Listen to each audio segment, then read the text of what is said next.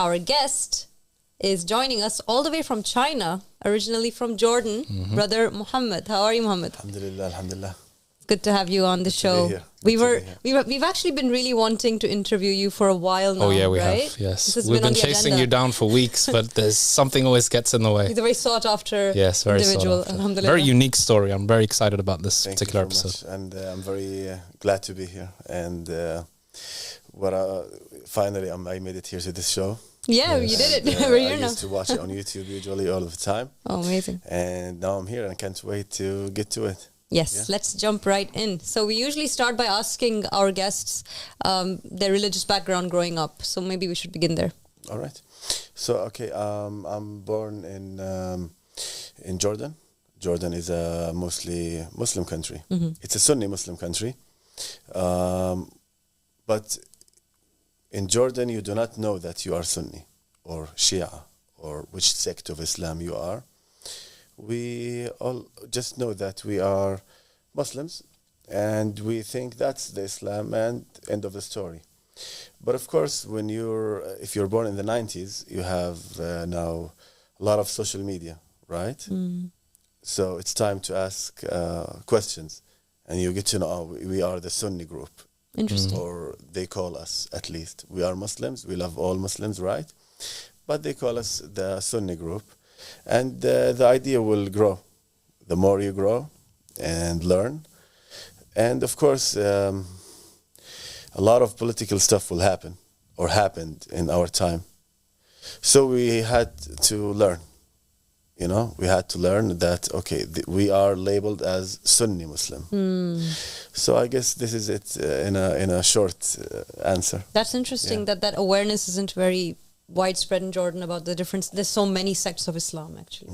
Yes, right? And coming from a Pakistani background, I just thought there was Muslims. You know, there's God and there's one God, emphasized over and over again, and Prophet Muhammad is his messenger, and that was it basically.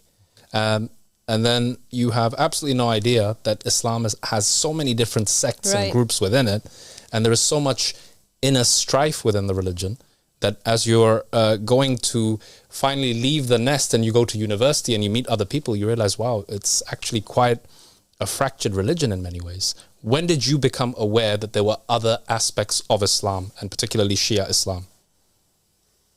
Shia Islam, of course, with the Middle East, let's say the wars that happened in the Middle East, you start to ask about the group names, for example, this group from this country.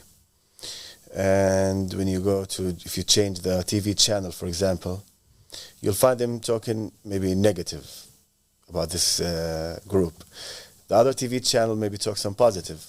So you start to understand like, oh, this one is supported, or this TV channel, for example, is supported by this country. Yeah, absolutely. And this country is categorized or supported by this bigger country, which is the main source of, let's say, Shia Islam, for example. Or that country that is the main source of Sunni Islam. And some people leave it at there. And I think the safest idea that you can get at that time is like, okay, I love Prophet Muhammad. I love being a Muslim. And I don't want to go into this division. And if you say, Ashhadu an la ilaha illallah, khalas, you are Muslim. End of the story. And I think that's the majority of people that I saw when I was growing up. Yeah. Were you a practicing Muslim? Did you say the 5 prayers? Did you fast in Ramadan? Did you do all of that stuff? Go to the mosque on a Friday? That's an interesting question. Yeah. Okay. For me, growing up, my grandpa and my family part from my dad, they were religious and very religious. The other part of the family, also religious, but they will not push you to practice. So, for example, if you wanna, no one's gonna give you money for praying. That's not gonna happen at, let's say, when I go Saturday to see my mom's relative. But that's gonna happen on Friday, for example, when I see my relatives from my dad's side. They're a bit strict, right? So anyway, the days go by when we went to school. Now, in school, it's a different story. The school that I went to, they were really obsessed with Islam. Like even you have to make wudu, you have a teacher on your head. He might, you know, have a bamboo stick kind of, you know, and you have to pray. Mm-hmm. And it's forced, kind of really forced on you to do. So it backfired to me. Right. It did the opposite to me. You know what I mean? So not much of, didn't pray too much. Never fasted a day. When I used to skip the uniform, if I have like this, jeans on, they'll call me a cowboy. Yeah, by the teacher. Call you, look at this cowboy. Maybe he will slap you or something. So what are you expected to wear? Just, it's a kind of a black color. That's it. And for the shirt, I do have the t-shirt or the shirt for the school with the logo on it and everything. But it's about this wearing jeans, you know. Jeans is related to Western cowboys. thing. It's It's a Western thing, right? Western thing. So the name cowboy, for example, came. Was that your nickname at school? At that age, yeah, it was cowboy. That's cool. And it backfired actually with me. Because, you know, at the time I'm going to go back to the YouTube point. I do see what's going on in the world, right? You can make me feel, you can let me live in this bubble. But on the other hand, I see on YouTube, like, I can see movies. You have a door to the rest of the world, I can right? see, like, broadcasts, what's going on in the world, how families live, you know? And that's not normal, what is going on around me. I can feel it. It's not normal. And doesn't make sense. And of course, you keep going. Now you would start to learn English. Actually, that's how I learned English, from watching movies, maybe the culture itself, you know, listening to more and more broadcasts on YouTube. Because if you love the culture, you can learn the language, right? Yes. And that's pretty much about, did you practice or not? Your relationship with religion was not, with Islam at least, No, didn't go good. was not very positive. Well. No, it's interesting, isn't it? When you compel or force somebody to do something, you know, it says la ikraha fi din. There's no compulsion in the religion. But yet, over and over again, our seniors sort of drill it into us that you must do it, you have to do it, it must be done, without explaining, without creating a desire within the child. And this is a typical example of somebody who is forced into something, who's called a cowboy, who's marginalized, who's rejected, and then they become rebellious to the faith. And this is something that you had in your experience growing up as a teenager. And did you like that type of a label? How did you handle it? Because it's not easy to be called a cowboy and flung aside. Well, let me tell you, I became a cowboy. Yeah, That's how you embraced it, huh? So That's one way of doing it. Could you draw this closer so we can get there? So I just kind of became the cowboy they were afraid of since the first beginning. I was in school. I did like go back one time and just cut my school T-shirt and shirts and stuff. I'm not going back to it. Do you guys whatever you want. And away with the black pants, on come the jeans. No more black pants, khalas jeans, hats. And that's it. Yeah, of course, hats. There you go. We will modify the shirts, you know, to make them higher. Okay. And you just feel, because, you know, it's not about the way that they do it to you, or it's a package, right? When I see someone my age, I know he didn't do wudu. He's running from the teacher. But when you say Allahu Akbar, you start praying, no, the teacher will not touch you now, or he's not going to put his hand on you. It doesn't make sense. If it's a game, I don't want to be a part of this game from the start, you know? Right, like you're a prisoner of some sort, like you can be punished for not complying or not doing what they tell you, and it's not coming from your heart, so you don't want to be a hypocrite. You want to do what you believe in. Exactly, yeah. Makes a lot of sense. And that is what Islam is about, submitting to something from the heart. Submission comes from within. So you cannot force someone to pray. It doesn't work. It's actually it's an oxymoron, isn't it? Yeah, definitely. And you can see now the foundations falling into place to the person you were meant to come and the decisions you took after that. Right. So growing up as this kind of cowboy rebel, how did you then proceed? How did things progress from there? After school, I mean. After school, I went to the university, University of Jordan. I had a long story there in the University of Jordan. What did you study? What did you study at the University of Jordan? I changed my major. I did start studying, we call it like a computer science, but with business. It was called BIC, Business Information, Business Information Technology, which is like the one that we used to, the CS, which is the computer science. It's the same, but they removed some of the old stuff, and they did add kind of few business hours in the mix. In the program, basically. In the program. So first year, of course, I'm going to the university, and we have I had discrete. The name of that lecture was discrete, and the other one was fundamentals about computer. So they now want us to prepare a show, kind of 30 minutes, and they gave us in advance some time to do it. So okay, I'm searching the technology and this IT for a month. The conclusion that I came up with was anything that you study in the university, which is going to take you up to 4 years usually. The average is a 4-year schedule. In 3 years, actually, is going to be overdated. So anything, when you finish your studies in the university, when you graduate, you're not going to use what you learned. Especially, this is in all aspects, especially in the computer and the IT. So coming to this conclusion from the first year, it didn't go well for me. And I did that lecture. And actually the doctor was not happy about it. The professor of that fundamentals of computer science was not happy. That when I told everyone that actually whatever we learn here, we still have, when we graduate, we still have to pay more money, have some kind of a 2-year courses. So if we really want to find a job, because the stuff that they are teaching us around is going to be outdated. Right. We're not going to use it, basically. It's a kind of a review before you go to the 2 years field study. Review, that's quite a lot. Yeah, and this is actually well documented.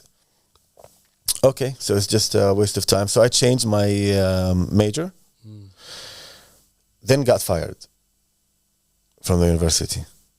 So they expelled you for changing it? Nope. Because of my family name. My family have a lot of people with the same last name, Hiyari, in Jordan. And Mohammed being the most popular male name. And someone with the same name did something in the university, and I found myself fired. And of course, they tried to keep the name fixed that it's me. But I went through it. We have a lawyer, do this, do that. Now I'm already 1 year late. Until they finally gave us the video footage of the thing, which is not, I wasn't there. Right. And I learned that is very what crazy. A story. Yeah, I learned a really valuable lesson at that area. You remember about the cowboy thing, right? Yes. No, what was your nickname at uni? William. William? Yeah.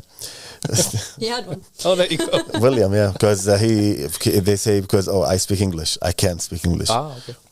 So anyway, the lesson from that one, what happened to me was, because when you I told my mom, didn't believe that I had nothing to do with it. Dad, of course, friends, brothers, sisters, uncles, even my lawyer, the one I was talking about, the lawyer. He was like saying yes, yes, yes to me. But when we had the big meeting in the university with the decision makers, he was like, okay, he did it, but he's gonna plead guilty, so you can give him like half. You can bring him back after. I said, listen, it's not about coming back. I might not even come back to university, but I want to show everyone that I did not do it. It was not me. What a dramatic phase of your life. And I told them that The only thing that I'm asking, sorry, is just you guys have cameras. Just show them the video. Fair enough. Show them Seems me doing the straightforward thing. enough, yeah. You know what I mean? Yeah. And eventually they brought someone. He put his hands on the Quran. He said, "Wallahi, it's him." It's Whoa. like, imagine human being, you've never seen him before. First time eye contact with someone. Instead of smiling, you just put your hand on the Wow. on the Quran and you say, "Yes, that's him." Yeah. But it's the first time I see who. And by the way, I'm 20. I'm 20 years old. It's a long story short. Eventually, it's not me. Okay, not me. Then I heard about China. Yeah. What did you hear? I knew that false swear on the Quran was the last straw. Yeah, that's You're like, I'm really going. I'm tired of this Jordan, stuff. goodbye. Yeah, this stuff is deadly. You know, it's Yeah. deadly stuff. A lot of people at that point would have been extremely frustrated and Actually, angry. I lost 30 kilograms My in goodness. 2 From the months. stress and 2 months. my goodness. Because, I mean, I didn't do it. Yeah. It's And your no one is- livelihood on the line. I'm because telling everyone. Yeah. And they say, no, in school they called you cowboy. Yeah, you know, cowboys sometimes do this kind of Insanity. stuff. What? It's just, and even William the after losing cowboy. the 30 kilograms, Yes. my father said, no, you just lost weight so you can look different on the camera. By that time, I already had it, you know, I had enough. That's heartbreaking, I have to say. It must have been hard for you to have no one understanding you or your position. I mean, eventually they put the cameras on and it was obvious, you know? Did anyone apologize? Did anyone tell you that they were sorry for thinking that way about you?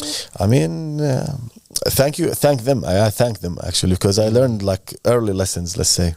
It was at that moment you realize the wisdom of the Prophet Muhammad, that you're not going to find knowledge in the University of Jordan. You're going to find it in the East. In China. Maybe, yeah. Even if you have to China. travel to Yeah. China, right? That's what the Yes. hadith Yeah. says. That's exactly what it says.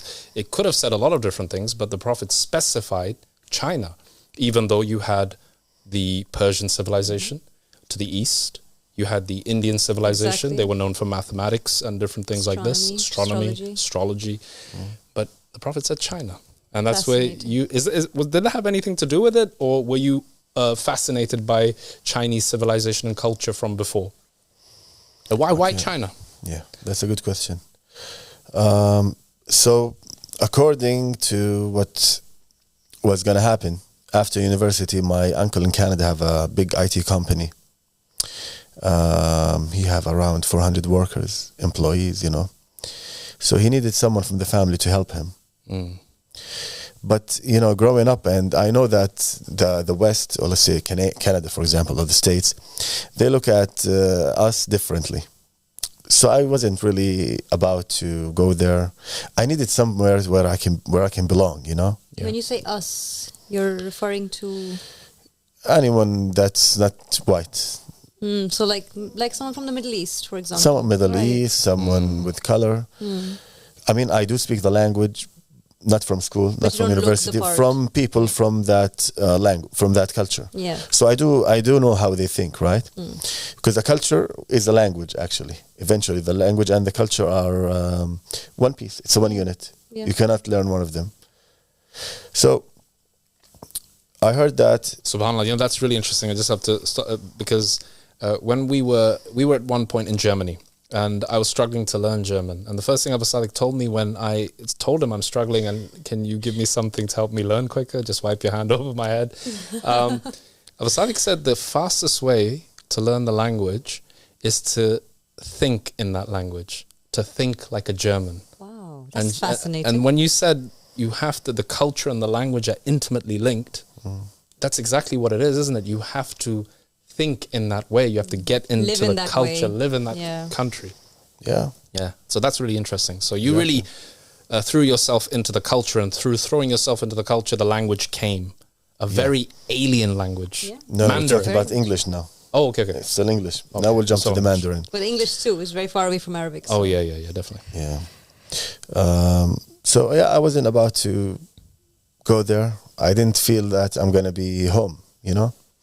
So a friend of mine told me, William, you're already a William. They're still calling you William at this the William point. name, yeah. A friend of mine, he graduated. One of our friends, he already graduated from the University of Jordan, and he had his linguistics degree, and he's working in China. And they give like good salaries, etc. I said, he said, why don't you go? Why don't you apply? So I applied. You just send a video, you introduce yourself. Hi, my name is such and such. And they just want to see your English when you speak it. Doesn't matter what you say. Someone, I obviously got few job offers, I think so. Applied, went to China. And when I was going to China, because I've never thought, back to your question, doctor, I never thought about Asia or China, or like the most that I know is this car brands maybe from China, this car brands maybe from Japan, and that's it. That's the end of the story. I said, maybe I'll survive for a week, 10 days, and I'll be back. 7 weeks, 10 days were almost a decade, in China. So you stayed almost a decade in China in the end. So that 1 week turned into a decade. Wow. You must have changed a lot in that decade. So what happened there? You seem to be very interested in the idea of cultures and languages. So tell us about your life in China. What was happening? Okay. China, it's you learn a lesson every day. I'm gonna give a small lesson, not important lesson. That was just a setup to slow down and pay attention. So I get to China. I was in Beijing first day, in the capital, hungry. I went to a restaurant. It's hot outside. So they will give you some water to drink, saying hello before you order. They put this a glass in front of you, and they pour water. I take it, I drink. It's a boiling water. And if you notice, the glass takes few seconds to adapt or to get the heat outside of it. I burned my mouth, right? But I learned. Everything's going to be different. From the water you drink, I've never heard or thought that there are people who drink hot water. Before eating? Before, after, in winter, in summer. I've never seen anyone drink hot. So it's like a custom at the restaurant that they pour you boiling water into a glass. No, they drink just boiled water. They don't drink cool water? They do not trust the tap water, and they like to drink hot beverages. They do not drink anything cold. Very interesting. It's really rare to find this cold stuff in China, cold beverages. So when you go to a supermarket or something, everything is in the fridge is just a light. There is no fridge, and they have fridge, but it's will make the beverages warmer, which is the opposite. And it didn't stop here, Alia. It's whatever we wear black for, they wear white. Whatever we wear white for, they wear black. Everything is upside down. Literally, everything is the opposite. You know? That's so interesting. So it was time to pay attention, forget about what you learned. Literally, because whatever you know, they know something, but maybe different. So now which one is the right? I'm seeing two different colors.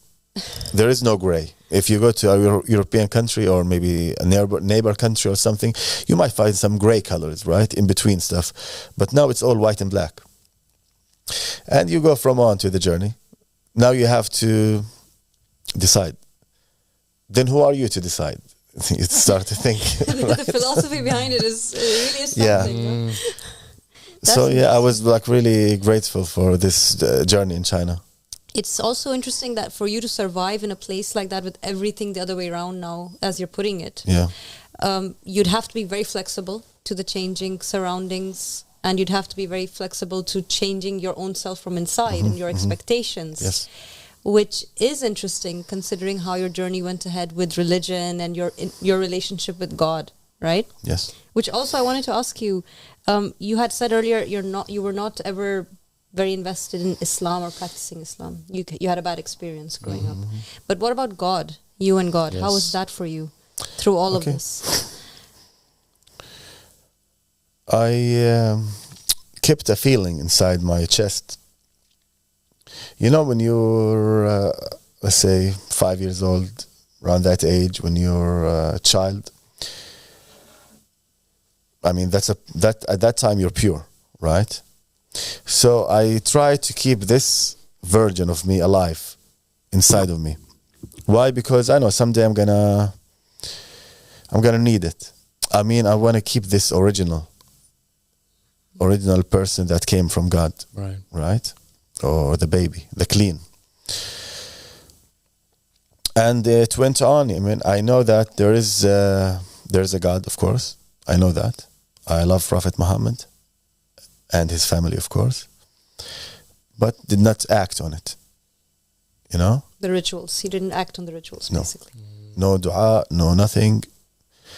Until one day. But it's a big jump. Big jump in the story, in the timeline. If you want, I can jump to there. And it is interesting also. I would love to hear that. I think we would like to know that for sure. Yes, definitely. I mean, because you hear about China and you feel that because ever since religion was put to the side, you would expect there to be like a spiritual void in the people of China because they were previously known as a spiritual people, meditation and all of this stuff. Was there anything in that culture as you transitioned, as you became, you went for a week, you stayed a decade, was there something about the culture that evoked your own spiritual memory of the Prophet Muhammad, or did it bring you closer to God in some spiritual way? I would say so, yeah, of course. But it wasn't kind of it's not like a slow burn. It's kind of a sudden for me at the end. You know what I mean? It's kind of all what I've been going through. Now I understand what's going on. Now I can use the things that I learned during this journey, in my life journey, to make the big decision. So for me in China, first 3 to 4 years, I couldn't speak the language. 3 years. Okay. I had some dreams in Chinese. Because when I got married, my first year in China, my wife was telling me like, you're speaking some Chinese when you sleep, while you are asleep. I said, maybe, I thought maybe I'm speaking Arabic or something. She have no idea, maybe. Anyway, so first 3 years, you just watch people, right? I started to learn also another language, a different language. It's a body language, because I cannot understand what everyone's saying. And in China, by the way, most people, they do not speak any other language. It's only Mandarin, only Chinese. And really, really few people that can speak English. And it's like in these years, I can count few of them that I have encountered that they do speak English, especially on the street or in your everyday life, you know? So I started to watch people, watch and learn body language. Of course, on YouTube, they have a lot of stuff. On Google, you can find a lot of sources. And of course, you have the people around you. So I'll watch you, for example, talking to people. At the end, I'll ask my wife, was this thing that you guys were talking about? Yeah, kind of, maybe guessing. Then you start to understand more about the body language. It's good. It's not going to hurt. We learned it. And you find out that if you don't understand what's going on around you, life is good, actually. If you don't understand what people are saying, everything looks beautiful, colorful. Fair point. In any country, actually. But by the time you start to understand what other people are thinking of you or thinking of that person, and you start to measure yourself with others, and all of the ego goes in, and his ego and my ego. Makes everything complicated. Life gets complicated. Yeah. We're back to the kind of before, or let's say Jordan phase, kind of. But this time it's not because of China. This time it's because of the things that are going on in the world. And I'm speaking about the wars, the famines, the people that are killing each other. And of course, when you look at the Chinese, like you said, a lot of spirituality, right? But not now. Now is a bit different. Now there's a lot of, it's more of a money-related life. Because of this CCP that's going on the Chinese Communist Party. You know, people's the way of thinking, the way of life, everything is related or based on money. in finances and do this or don't do that, even relationships. So for me, it did the opposite to me. By 2023, I wanted to be out, like kind of a self-destruct. I was making good money before 23. Then I wanted to self-destruct, you know. I pushed away from working, pushed away from making money. Why did you want to self-destruct? Because it's like, when I see everyone when I eat breakfast and they say, oh my God, I'm going to pass out, I didn't have my breakfast, that's a big sign to me. Okay, I'm going to skip breakfast from now on to see, I'm not going to talk to you about it, but I will do it to myself, to assure myself, no, don't do that. Right. Don't you ever say that. No breakfast, I'm going to pass out. No, you can try it. You can survive then that. you like it, you know? And same thing with the making money stuff. I said, I always do appreciate my time more than money. So, or just, are you just saying that, or you do really believe that? You need to test yourself to see if you do really believe that, or it's just the kind of a slogan, right? Like, basically live what you believe. Yeah. Don't just say things and you don't live by it. And have a sincere life. That was what you really wanted to do. Yeah. After that, I even got at that time, let's say in October, the thing that happened in the Middle East, and me working in China around kids and mommies and families, I do really know what is a child, because I see a lot of them. I see them basically most of the time, most of my time in China around kids, you know, toddlers, kids. And I said, like, even if I'm in China and this situation is going on, even if it's on another planet, time is the same time. How can you be like, you have money, you have your family, you have your kids, everyone's happy, but people are dying there, right? Mm-hmm. It's just kind of a shocking to me. It gave me a shock. Mm. And I did stop working full time now, zero work. Because I need to know what's going on. I mean, if there's a God, how is this happening? Why is this happening? You know? And, you know, go back to history, back and forth, do this, do that. Eventually I was, my wife was like shouting on me in the house. Listen, we have to pay the rent, we have to pay the wages for the workers, we have. Everything revolves around money, like you said. Yeah. I said, okay, I think I know someone. And I thought at the time that this is the time to use the little original Muhammad and talk to God finally. I prayed to God. Second day, before you know it, like magic. Customers usually, they need time before they, in our business, before they submit or they pay. You need to show them around, tell them about the curriculum, the lesson planning, etc. Okay, how much? And because it's a yearly payment. This Andy's mom, she came, she paid, 5 minutes thing, and left. I didn't feel wow, or actually what I felt is shame that I haven't talked to you in years. Wow. Now I'm asking about money. That is something. Yeah, that what happened. That was December 2023. I ran back home and I said, sorry, God, I'll never do that again. Never ask about any money. Just if there's a way, show me the way. I just want to be a soldier. I want to be with you.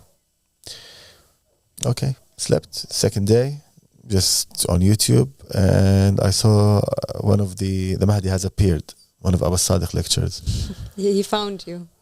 Yeah. And that's how it works. You know, when I clicked on that video, I felt like it's kind of a, you know, you have the watch later list for long videos on YouTube. You have something like really interesting, but it's 2 hours or 3 hours. You add it to add watch later, right? Maybe sometime you'll have time and I'll watch it later. But no, I haven't added this video to a watch later, right?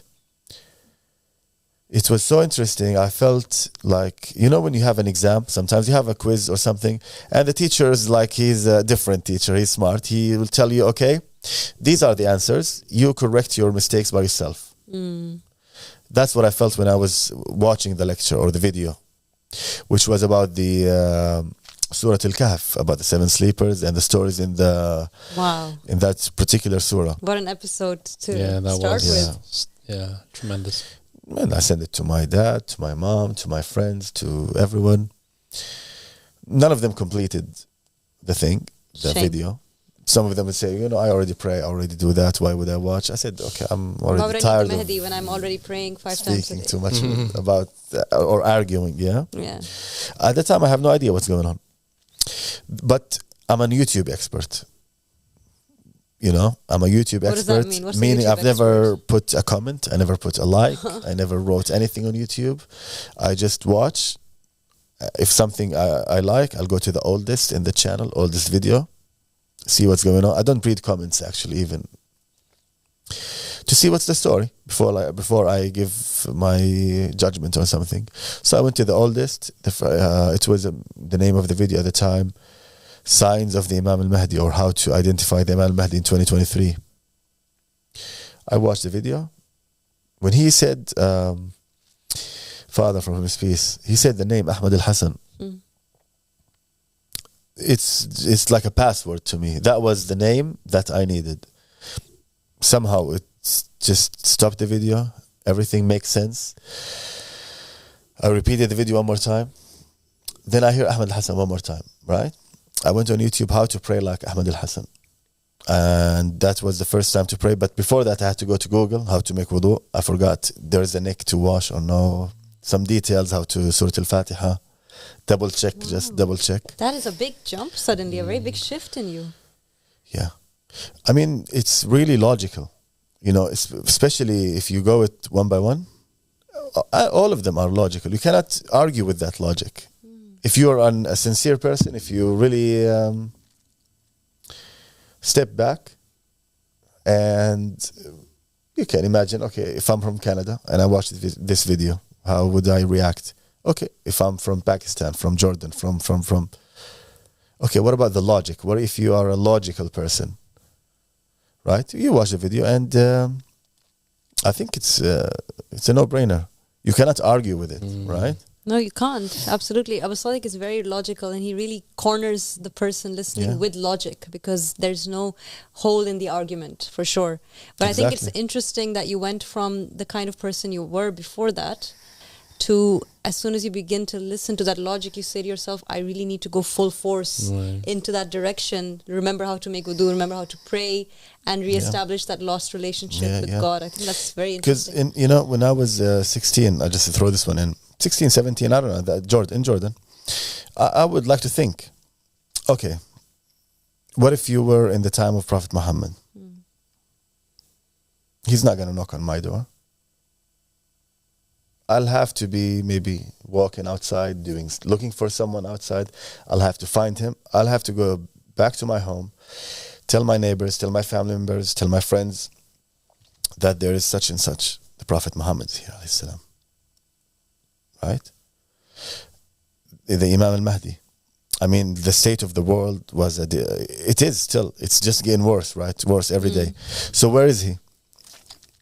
It's definitely not me. Impossible. It's not going to be me. I cannot do that. I don't know how to pray, right? And a lot of people know how to pray, but they won't even, it depends back to the TV name, the country name, and you know the story. It's a no-brainer, right? But am I the only one who sees that everything is going just from bad to worse? Then I see Abu Sadiq alayhi salam. And there you go. Then Father alayhi salam, Abu Sadiq alayhi salam, he says, he gives you few ways to, if you wanna, how to identify anyone that ever been and ever to come, as appointed by God. As appointed by God. It's all about this, as appointed by God. Yeah.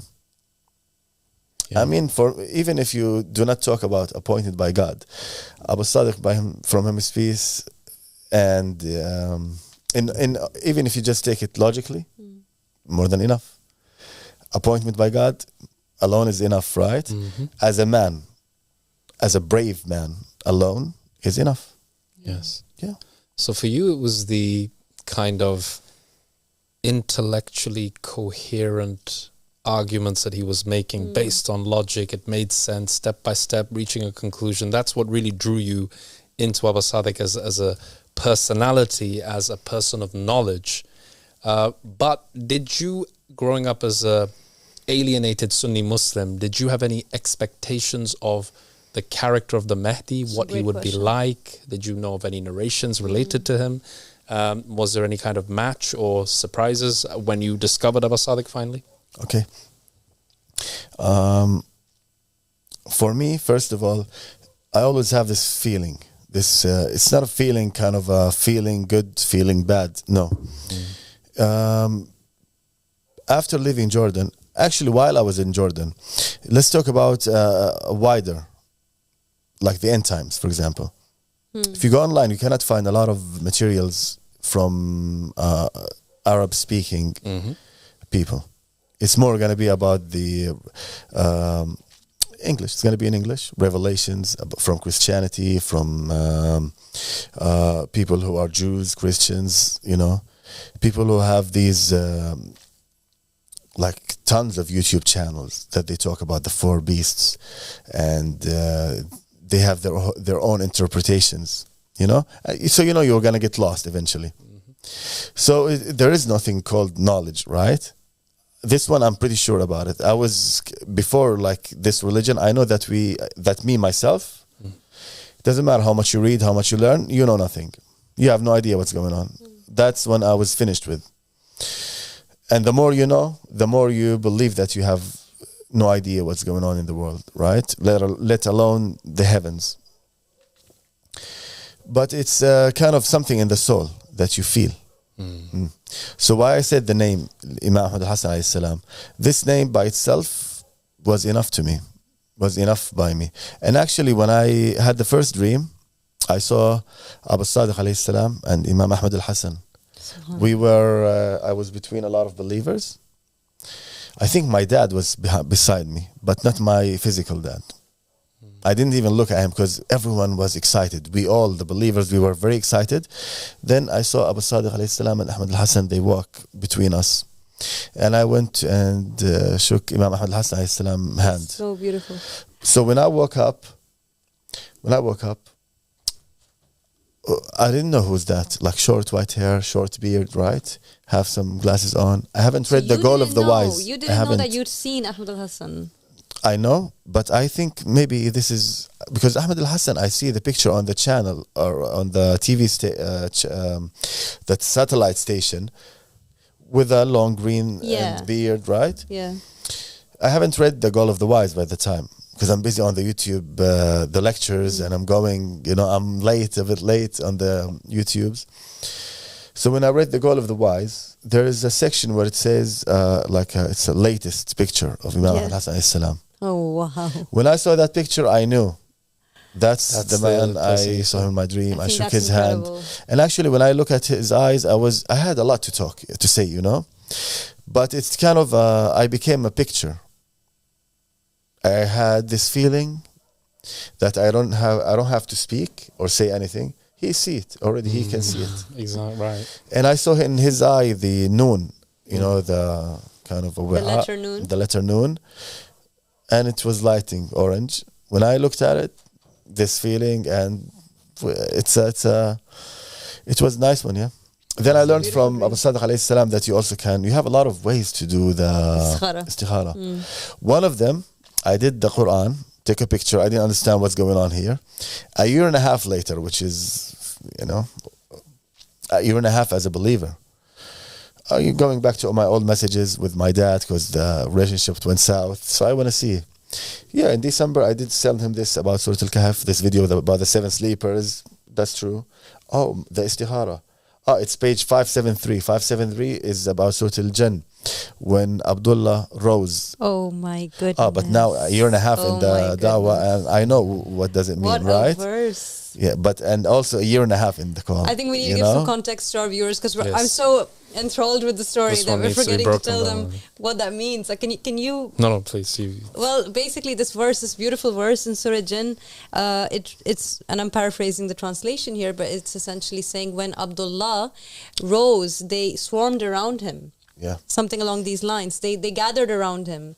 And this is so interesting because you are one of those people who came to Abdullah of today, which is Abdullah Hashim Abu Sadiq. And this verse opening up for you was kind of like a foreshadowing of what was to come in your destiny. Yes. But you wouldn't have known that when you opened it back then. Back then, when I opened it, I have chills right now. I saw it's Surah Al-Jinn. I also, I didn't know what this means. But when I saw it after a year and a half, I think it was much more stronger, as a message, as a absolutely. It shows that God is kind of like, He has a story for you, He has a plan for you, and He always did. That's and amazing. actually, when I did it, I didn't need it. I just something I learned from one of the videos, and I applied it. Right. Yeah. So when I woke up, I did it. Wow. Yeah, the significance of this particular verse cannot be overemphasized because this is the one verse in the Quran where the name Abdullah right there is linked with the one who rises, and the Qa'im, which is the one who rises, the title of Abu Sadiq, he is the Qa'im of the family of Muhammad. So to have this verse out of all the 6,000 verses show up is a real mark and an absolutely epic noon in the eye. That has so many different layers to it. This must have taken your faith to the next level. Skyrocketed. What can you do about what happened after that? How can you deny that? How can you deny it? Yeah.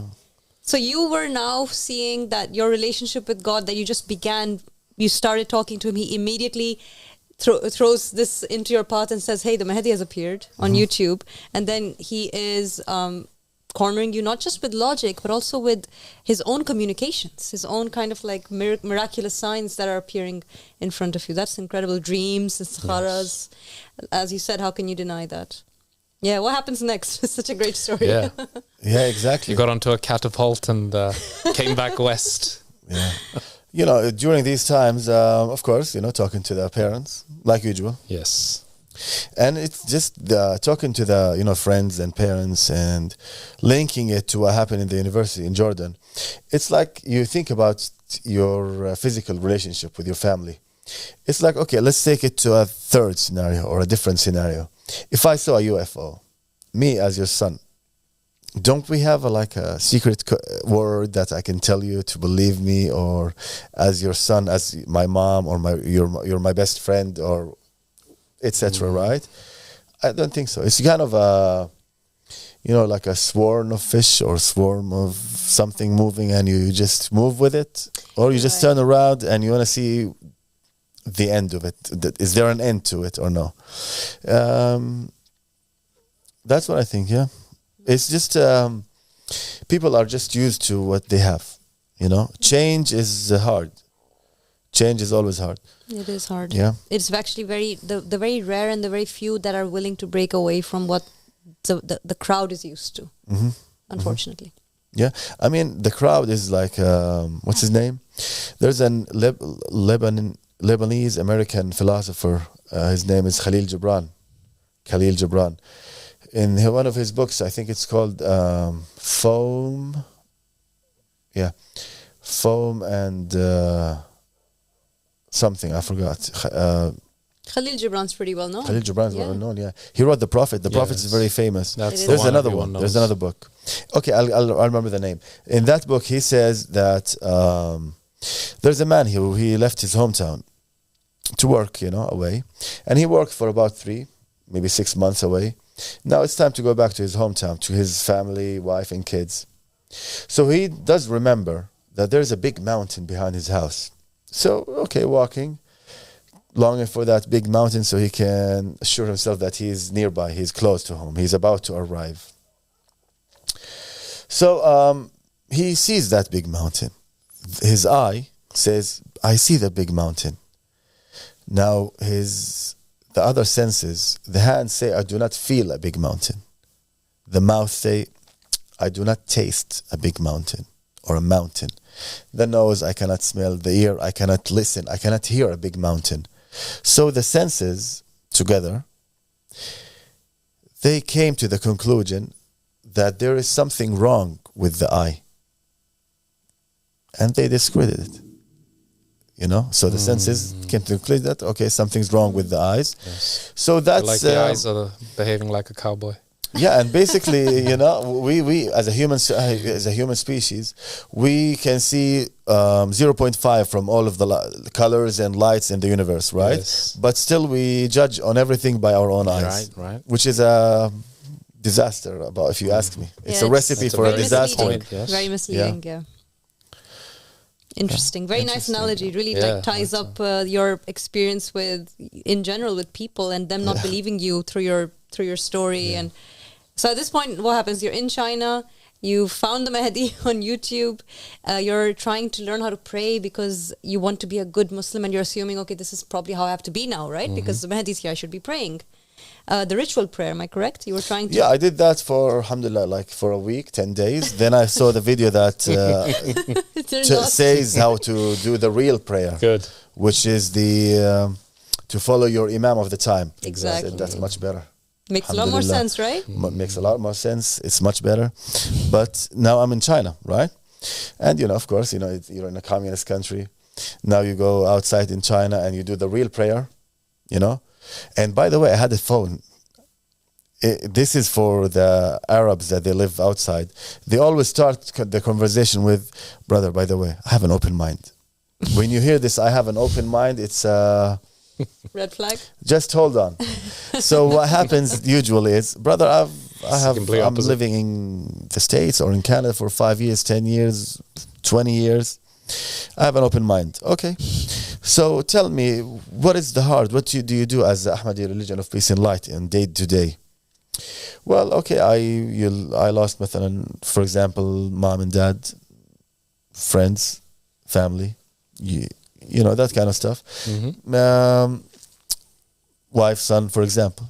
Maybe in some countries you don't have to go to that extreme.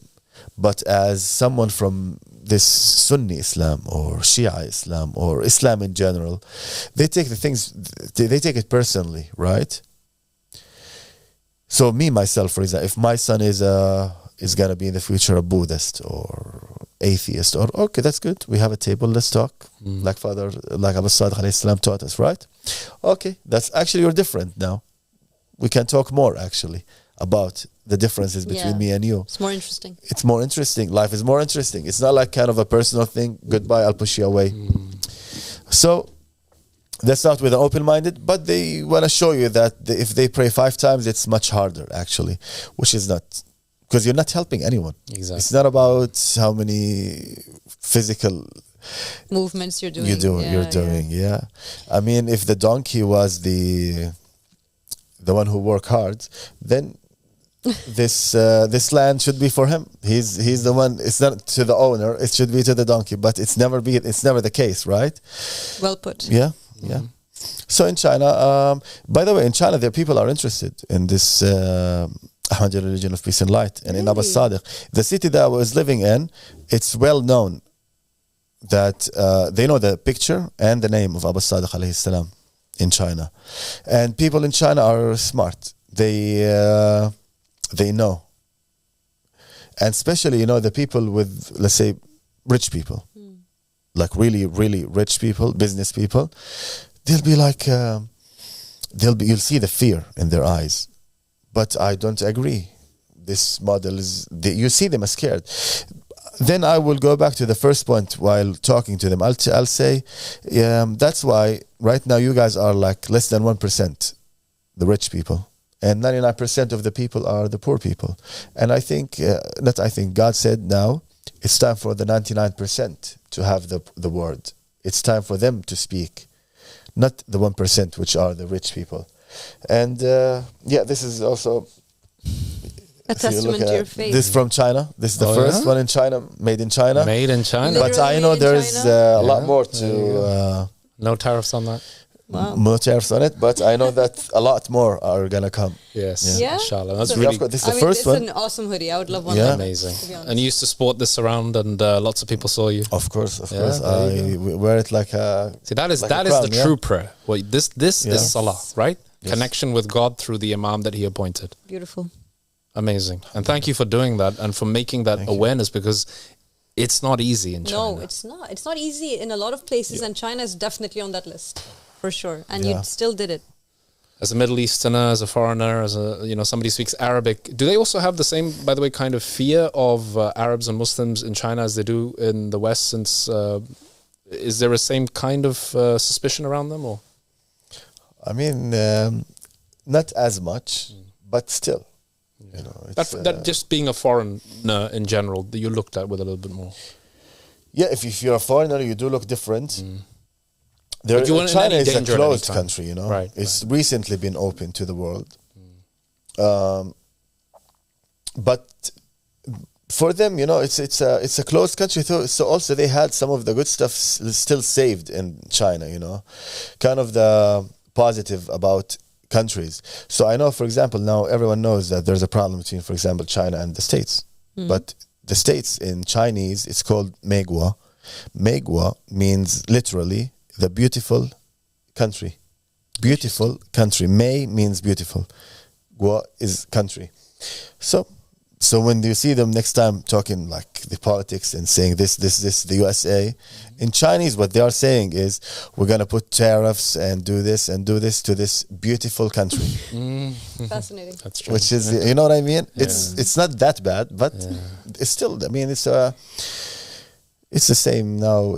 The one who controls everywhere is the same. So, by the way, this is a bit off topic, but you speak Mandarin then? Yeah, I do speak Mandarin. I'm wondering if we can ask Can our you brother to show us a few a few sentences. Well, you guys don't know how to speak Mandarin, right? Absolutely nothing. Not the at all. foggiest. There's no frame of Couldn't survive reference. for a You could just be saying, making something up. We wouldn't know any We better. wouldn't even know if it was accurate. So go ahead. Okay.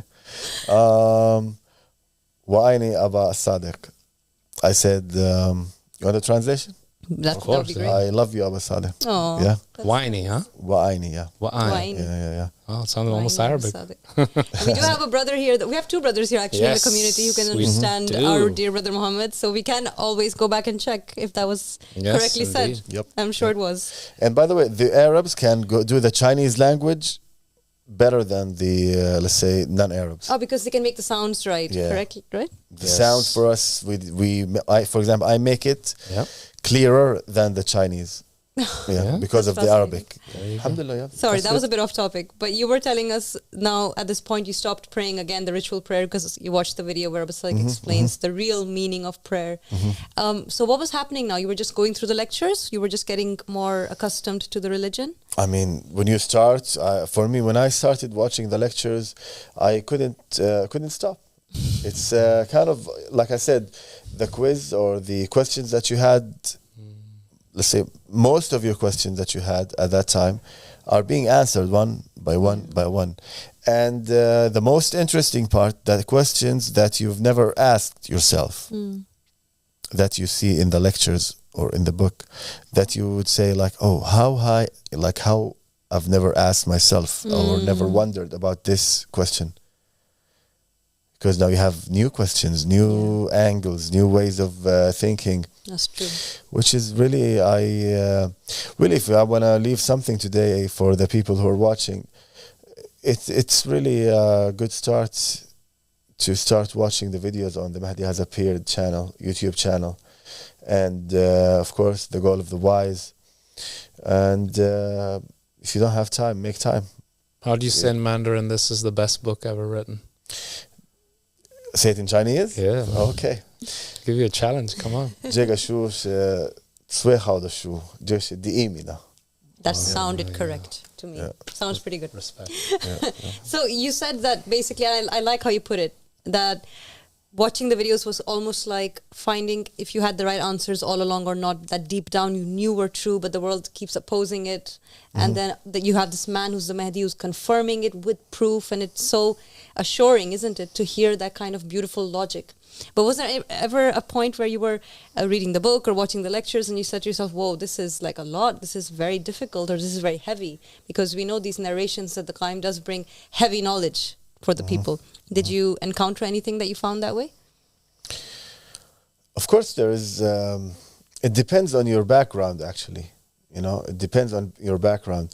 If you want to take it lightly, you can. But in everything that you do watch twice, if you read the book just 2 times, you will know. I can understand your question. I do understand, because every time you read the book or you watch a lecture, you'll find something new. So you're kind of always saying to yourself, okay, be careful, try to focus, because we know that next time I'm going to watch this lecture or read this book or this door even, I'm going to see something new. Yeah. And by the way, lately I'm coming into the habit, like just reading in the morning, 5 minutes, random, open any page. I'm still learning. That's beautiful. Still learning. That's a nice way of beginning the day. Yeah. And you take it like 5 minutes, you can put a lot of focus in 5 minutes. You know, 5 minutes, you can put a lot of focus in them. You can make it a page, 2 pages, random, but make it random. I like that. Yeah, it's nice. Yes, very Good amazing. habits. That's it. You just need a little bit every day. And what you said that really made an impression on me is that there is also something called intuition, which is that inner knowing, that feeling that the name Ahmed Al-Hassan in and of itself is truth, reminded you of something, Yes. right? Like maybe, who knows, maybe back sometime, maybe in a previous incarnation, Wow. you were privy to the will of the Prophet Muhammad, peace be upon him and his family. And that's where intuition comes from. The word in Arabic is ma'rifa. You recognize something. It's not always about the knowledge. It's about perceiving the truth that is already inside your soul. And that's something that I think we can all connect with as well. And I really like that, because a lot of the time we think that, oh, we're so, we've really weighed all the evidence, we've read all the books, we've memorized verses of the Quran, but the secret is already within us. Everything within us is unfolded, the universe and the truth, and the knowledge is also inside. There is a book inside of the heart, and it's available to all of those, even those who can't read and write. For free. Yes, absolutely. You know, just to, on that point, you remember when you said, Abu Sadiq alayhi salam said, to learn English or to learn any language, you need to think of it, right? Exactly. You know, I have videos on like years ago. I'm saying the same thing in China, because people ask me most of the time, how do you learn the languages so fast, especially Chinese, for example. You control the mind. You speak to yourself, meaning, okay, I'm thirsty. You don't say I'm thirsty to yourself, or let me grab this water, or get a cup of water, or let me wash my face. No, you say it in the language that you want to learn it. Right. In your mind. You're talking to yourself in that language. Yeah. Interesting. If you can't sleep, okay, in that language, learn how to count from 50 to 0 in the new language. It's a challenge, by the way, because if you make mistake, you have to go back from 50 to 1, you know? So I was telling one of the brothers here, he was asking, like, how can I learn English? And same answer, like I always say. But we know that this is also one of the teachings of the Imam. Yeah. Everything is within us. Yeah. Exactly. Yeah, I'm excited to see how your journey will continue to unfold down this path. I think you being chosen by God and by his messenger in China, because oftentimes we think, well, we found the Mahdi, but actually the Mahdi found us. It really is like Right? that. At this point, after all these episodes, how many times have we had a person sitting here telling us that, oh, and I was doing such and such and this happened, and then I opened YouTube and I saw a video that said the Mahdi has appeared, and it's always that response. And you're right. At this point, Abu Sadiq's the one finding the people. Really, it really is like that. And I'm just so amazed at your story. We heard so many interesting parts of your life today. And I'm sure Very in the future inspiring. there'll be some revelation explaining your connection with the land of China. There without has a to shadow be. of a There must doubt. be something. Yes. You seem to be very Chinese through and through from within, in a good way, in a very nice way. You've got that kind of spiritual aspect. Eastern spiritual It's wisdom, nice. yes. Something that made you decide to join the community and become one with this beautiful place and serve Abu Sadiq. Serve the cause, serve humanity first. Definitely the best thing I ever did in my life, Yes. joining this community and living with my real brothers and sisters, and being with my real master, real father, Abu Sadiq alayhi salam. It's truly, I found the place where I belong finally. That's beautiful. I do have this feeling of belonging every day. And what can I say? Yes. We were invited. It's not our own brains or smart. No, we were invited here. And to everyone who's watching, of course, everything is a sign. Yeah. So this might be your sign. Yes. Nice way to end the show. What was it? William the Cowboy becomes Mohammed the Chinese. Muhammad the Chinese. I wish we had written William the Cowboy as his name now. Thank you so much, Mohammed, for joining us today. Sister. It was great to have you. Really enjoyed it. Thank you, brother. Really, really did. And thank you for tuning in. And until next time, Assalamu alaikum wa rahmatullahi wa barakatuh.